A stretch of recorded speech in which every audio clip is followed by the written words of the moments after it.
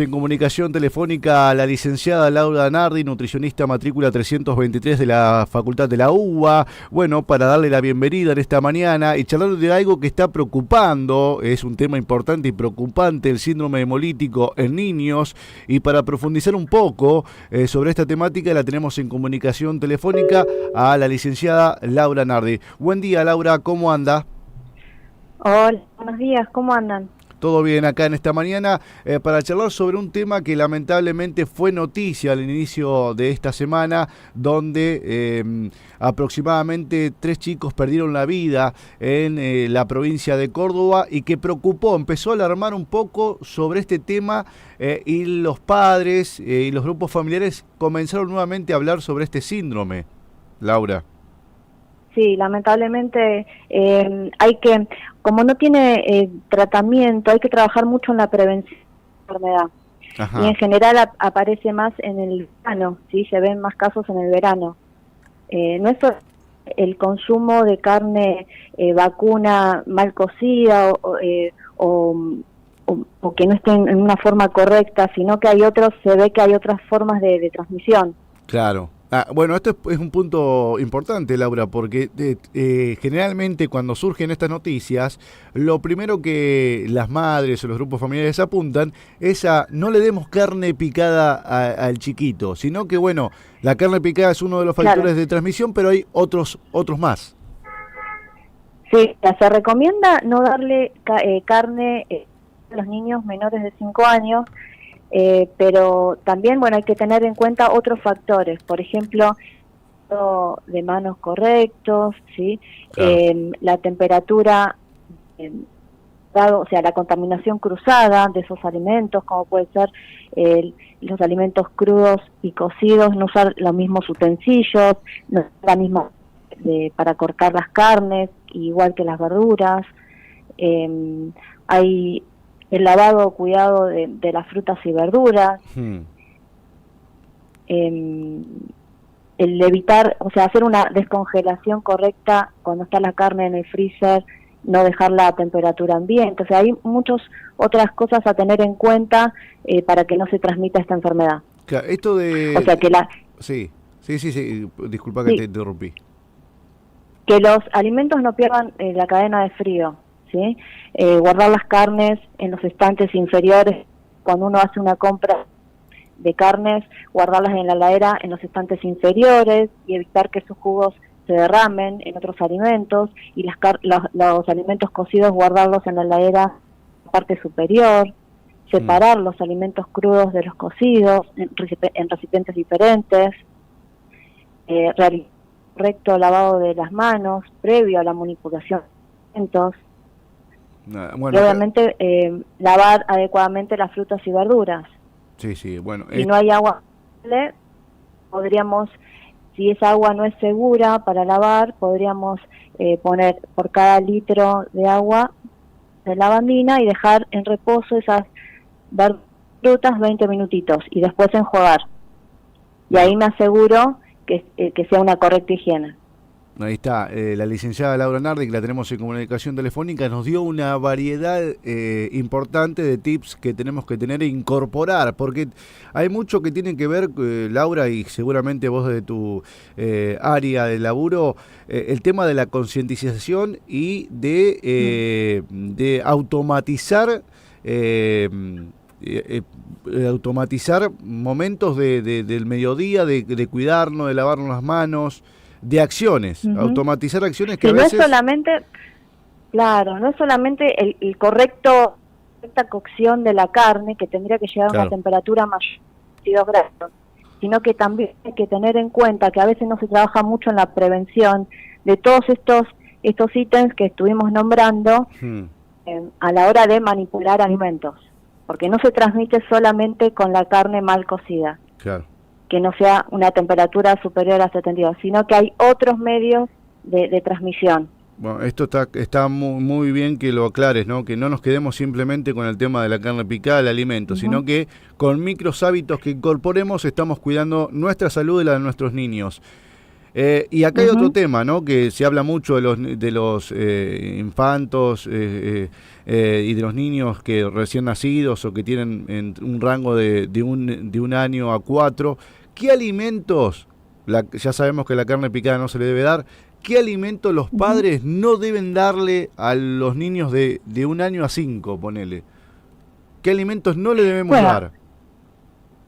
En realidad, o sea, todo lo que es carne, se pueden dar todas las carnes, pero tienen que llegar a un punto de superior a los 72 grados, o sea que la carne no puede dar ni rosa, ni roja, ni sus jugos, tiene que ser bien cocida. Bien. Los lácteos tienen que ser pasteurizados. Después, las frutas y verduras tienen que ser un lavado correcto. Higienizar bien las manitos de los niños, si están en contacto, porque esos niños, o sea, como son chiquititos, juegan en el piso, están con las mascotas, entonces estar muy atento en el lavado frecuente de las manos también, porque por ahí también se puede transmitir, en el contacto con las mascotas. Por ejemplo, si un niño también tiene diarrea, no mandarlos al jardín o a la guardería, porque también eso sería un medio de transmisión.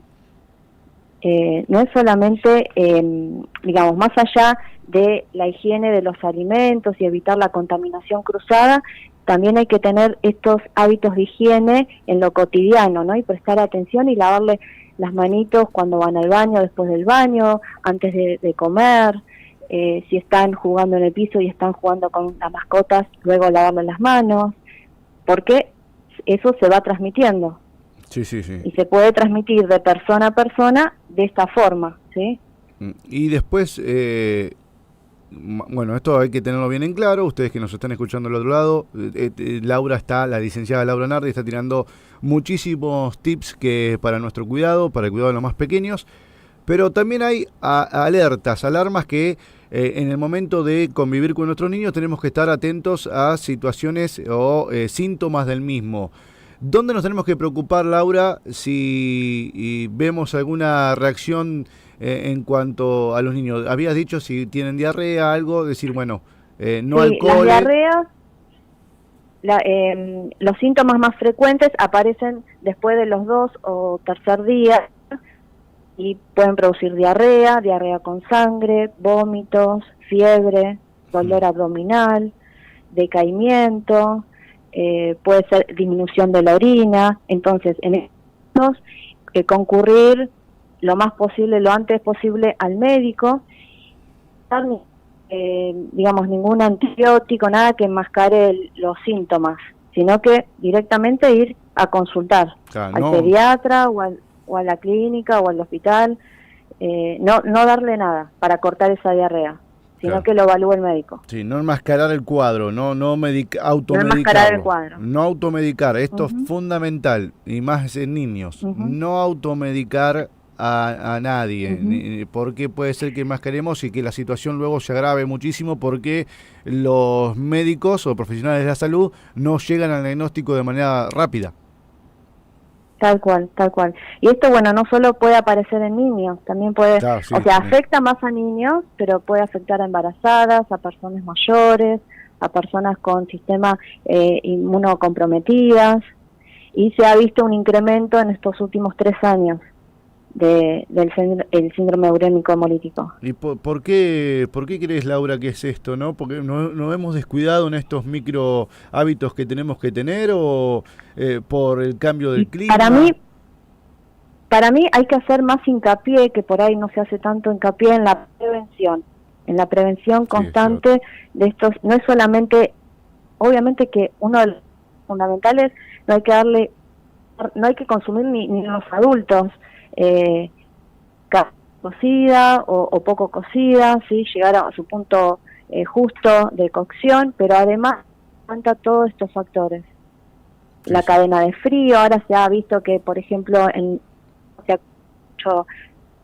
y también tener en cuenta dónde comprar nuestros alimentos, cómo también tener los cuidados en nuestra casa, no abrir continuamente la heladera, consumir primero los alimentos que tenemos en casa y luego ir a comprar, para que esa cadena de no sacar los alimentos fuera de la heladera y que queden a temperatura ambiente.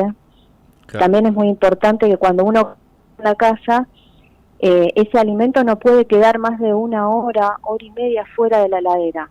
Después de la cocción hay que guardar la heladera, porque si no esas bacterias se empiezan a reproducir.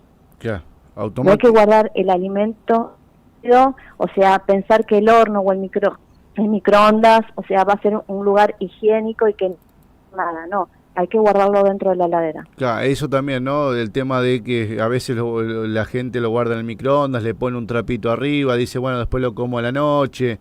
Eso Claro, totalmente prohibido. Hay que, todo se... Eso está prohibido. Sí, es la gente que nos está escuchando totalmente prohibido porque nos puede traer complicaciones a la salud. Y como Laura nos comentaba, ya empiezan a proliferar esas bacterias nocivas que nos pueden traer complicaciones. Me estás tirando muchos tips, Laura, y me gusta porque la gente del otro lado también debe estar escuchando atentamente y que ya poco a poco van a empezar a aplicarlo. Lamentablemente tenemos que empezar a tener conciencia cuando se da una triste noticia de que se pierde la vida de 3 niños. Pero bueno. Sí, esta es una enfermedad que digamos que hay que prevenir porque no tiene tratamiento. Claro. O sea, la única forma es la prevención y trabajar fuerte en la prevención.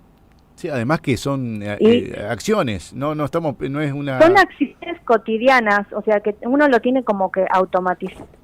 Si uno va a un supermercado, o sea, lo último que uno debería comprar es lo frío, lo que está en la heladera, como para que ese frío sea más, o sea, no se pierda. Ah, qué importante esto, ¿no?